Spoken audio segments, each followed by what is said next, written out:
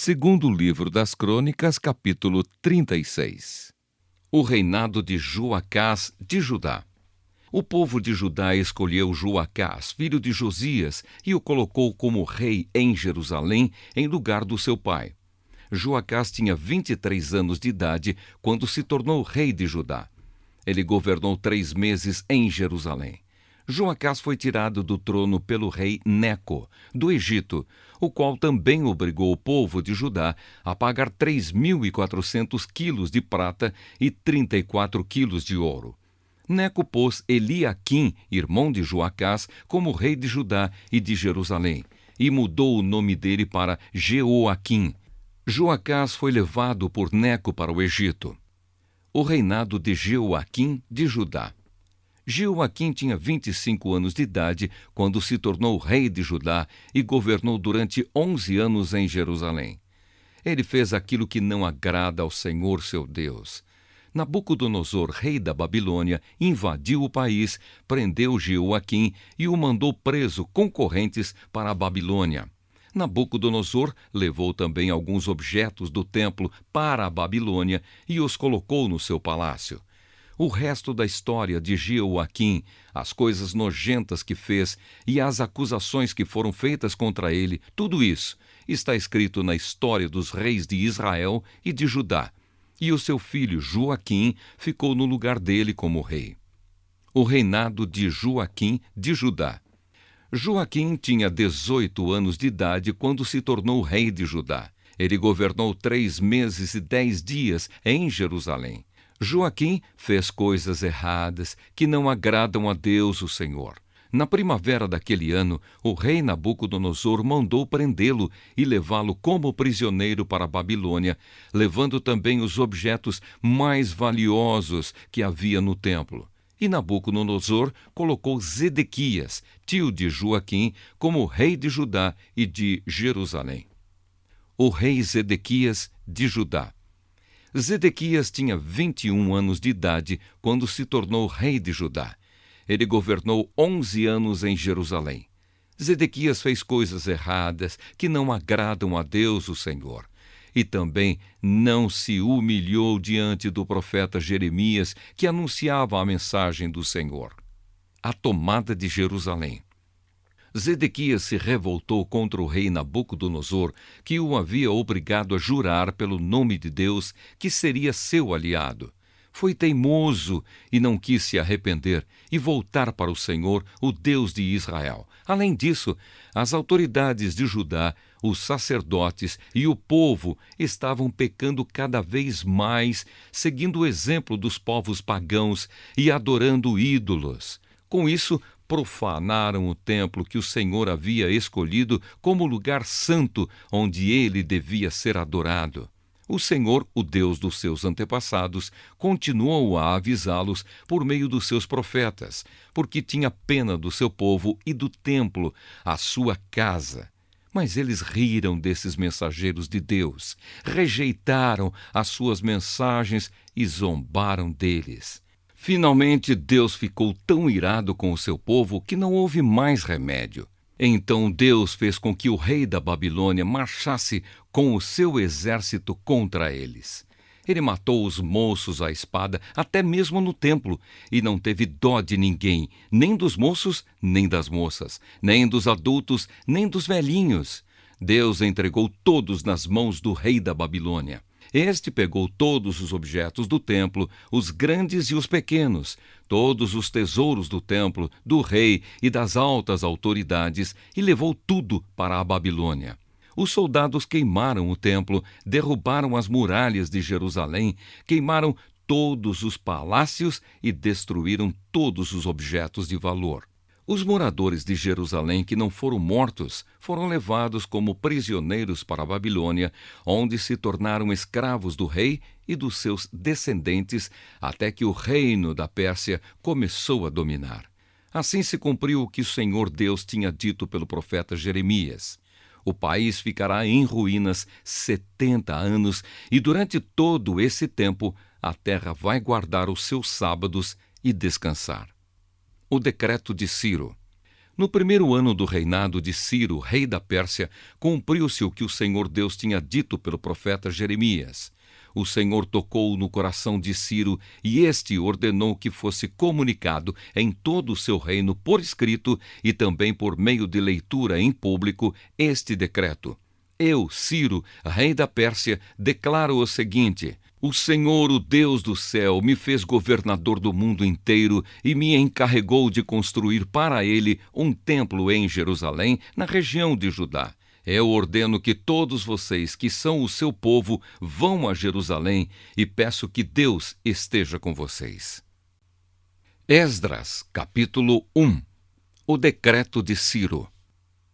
No primeiro ano do reinado de Ciro, rei da Pérsia, cumpriu-se o que o Senhor Deus tinha dito pelo profeta Jeremias. O Senhor tocou no coração de Ciro e este ordenou que fosse comunicado em todo o seu reino, por escrito e também por meio de leitura em público, este decreto. Eu, Ciro, rei da Pérsia, declaro o seguinte: o Senhor, o Deus do céu, me fez governador do mundo inteiro e me encarregou de construir para ele um templo em Jerusalém, na região de Judá.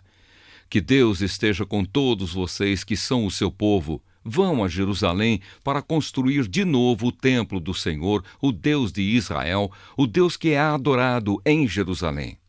Os vizinhos devem ajudar todos os israelitas que precisarem de ajuda, a fim de voltarem para sua terra. Devem lhes dar prata e ouro, mantimentos e gado, e também ofertas para apresentarem no templo de Deus em Jerusalém. Os israelitas voltam para Jerusalém. Então os chefes das famílias das tribos de Judá e de Benjamim, os sacerdotes e os levitas e todas as outras pessoas que haviam sido animadas por Deus, se aprontaram para ir a Jerusalém e construir de novo o templo do Senhor. Todos os seus vizinhos o ajudaram, dando-lhes vasilhas de prata e de ouro, mantimentos, gado, objetos de valor e também ofertas para apresentarem no templo. O rei Ciro entregou as tigelas e taças que Nabucodonosor havia tirado do templo do Senhor em Jerusalém e levado para o templo dos seus deuses. Ciro devolveu os objetos a Mitredate, o tesoureiro, que fez uma lista das coisas e depois entregou tudo a Sesbazar, o governador de Judá. Esta é a lista: 30 tigelas de ouro, 1.000 tigelas de prata, 29 outras tigelas, 30 taças de ouro, 410 taças de menor valor e mais 1.000 outros objetos. O total dos objetos de ouro e de prata foi de 5.400. Sesbazar levou tudo isso de volta para Jerusalém quando voltou da Babilônia com os israelitas que tinham sido levados para lá como prisioneiros. Esdras, capítulo 2. Os que voltaram da Babilônia. Entre os israelitas que o rei Nabucodonosor da Babilônia tinha levado como prisioneiros, havia muitos que eram da província de Judá. Estes voltaram para Jerusalém e Judá, cada um para sua própria cidade. Os seus líderes eram Zorobabel, Josué, Neemias, Seraías, Reelaías, Mordecai, Bilzã, Mispar, Bigvai, Reum e Baaná. Esta é a lista dos grupos de famílias do povo de Israel que voltaram da Babilônia, sendo indicados o nome do chefe e o número de pessoas de cada grupo.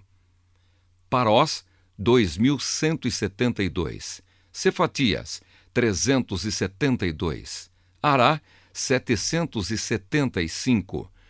Paate-Moabe, isto é, os descendentes de Jesua e de Moabe, 2.812. Elão, 1.254. Zatu, 945. Zacai, 760. Bani, 642.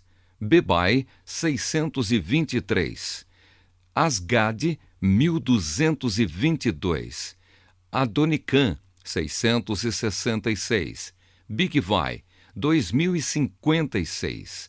Adim, 454. Ater, também chamado de Ezequias, 98. Bezai, 323.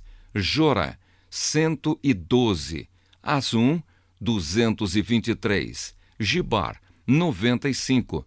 Também voltaram as pessoas cujos antepassados haviam morado nas seguintes cidades: Belém, 123, Netofá, 56, Anatote, 128, Asmavete, 42, Kiriat-Arim, Sefira e Beerote, 743, Ramá e Gebá, 621, Micmas, 122, Betel e Ai, 223, Nebo, 52, Magbis, 156, a outra Elão, 1254, Arim, 320, Lode, Adide e Oni, 725, Jericó, 345, Senaá, 3.630.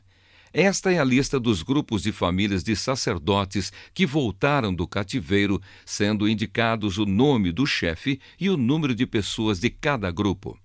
Gedaías, descendente de Jesua, 973. Imer, 1052. Pazur, 1247. Arim, 1017. Esta é a lista dos grupos e famílias de levitas que voltaram do cativeiro. Levitas, descendentes de Jesua e Cadmiel, que eram descendentes de Odavias, 74. Músicos descendentes de Asaf, 128. Porteiros descendentes de Salum, de Ater e Talmon, de Acube, de Atita e de Sobai, ao todo 139. Esta é a lista dos grupos de famílias de servidores do templo que voltaram do cativeiro, sendo indicado o nome do chefe de cada grupo: Zia, Azufa, Tabaote, Queros, Sia, Padom, Lebana, Agaba, Acube, Agabe, Salmai, Anã, Gidel, Gaar, Reaías, Rezim, Necoda, Gazã, Uzá, Pazeia, Bezai, Asnate, Meunim, Nefizim, Baquebuque, Acufa, Arur, Baslute, Meida, Arza, Barcos, Císera, Temá, Nesias e Atifa.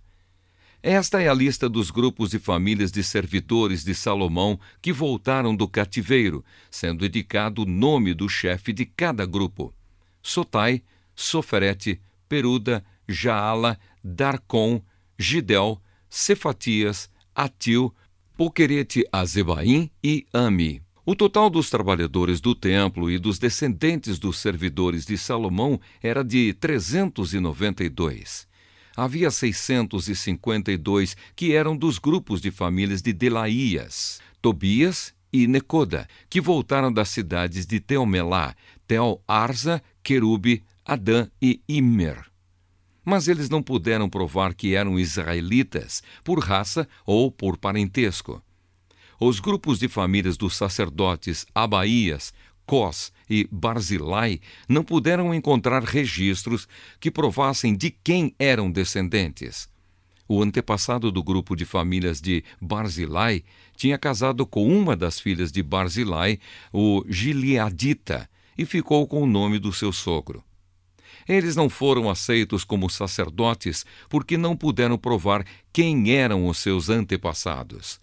O governador mandou que não comessem dos alimentos sagrados até que aparecesse um sacerdote que pudesse decidir a questão usando o Urim e o Tumim. Total dos israelitas que voltaram: 42.360. Os seus escravos e escravas: 7.337. Cantores e cantoras: 200. Cavalos: 736. Mulas: 245. Camelos: 435. Jumentos: 6.720. Quando chegaram ao templo do Senhor em Jerusalém, alguns chefes dos grupos de famílias entregaram ofertas para tornar a construir o templo de Deus no mesmo lugar. deram para o fundo de construção, de acordo com o que podiam, 514 quilos de ouro, 2.800 quilos de prata e 100 mantos sacerdotais. Os sacerdotes, os levitas e algumas pessoas do povo ficaram morando em Jerusalém ou ali perto. Os músicos, os serventes e os porteiros do templo e os outros israelitas ficaram nas cidades onde os seus antepassados tinham vivido.